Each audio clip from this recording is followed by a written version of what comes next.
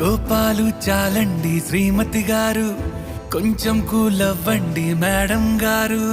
చామంతి నవ్వే విసిరే మేరు, కసిరేస్తూ ఉన్నా బావున్నారు. సరదాగా సాగే సమయంలోన మరిచిపోతే బాధ కబురు. వద్దు అంటూ ఆపేదెవరు? కోపాలు చాలండి శ్రీమతి గారు, కొంచెం కూలవ్వండి మేడం గారు.